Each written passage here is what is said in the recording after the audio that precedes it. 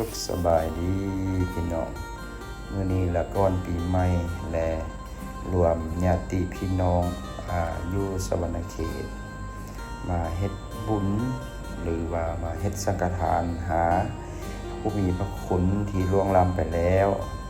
ก่อนปีใหม่เนาะอยู่วัดหนองสะบ้านพลทรายเมืองไกรสอนแขวงสวรรณเขตมีมากหน้าหลายตาหลายพี่น้องมาพบกันก่อนปีใหม่เด้พวกเขาพากันมาเฮ็ดพาเขาสามัคคี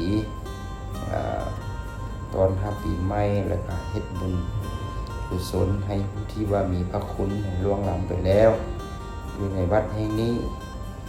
ก็มีครูบาอาจารย์หลายองค์ที่ว่าเพิ่นมา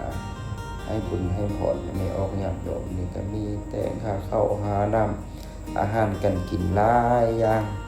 แล้วก็บางคนก็ได้เฮ็ดตนบางคนก็มีผู้สังฆทานนำเพื่อว่าอุทิศไปให้ดวงวิญญาณผู้ที่มีพระคุณที่ล่วงลับไปแล้วทุกปีก็มารวมกันเฮ็ดตามหีบตามของหีบ10ของ14ของประเพณีลาวเฮาก็ได้เฮ็ดไปมีผู้ปีที่ผ่านมาปีนี้ยังพิเศษแน่และมีผู้สังฆทานคือว่ามาก่อนนั่นแหละและการหลายต้นก็หลายเพราะว่าลูกเต้าก็ตื่นโต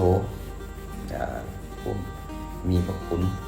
เฮ็ดบุญเฮ็ดทานไปหาแต่ละปีแต่ละฮอดและดูการปีใหม่มานี่พวกลูกพวกหลานรวมกันมาเฮ็ด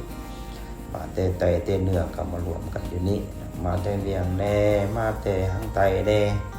ก็ได้ร่วมเฮ็ดบุญเฮ็ดทานกันให้เบิดทุกคนบัดนี้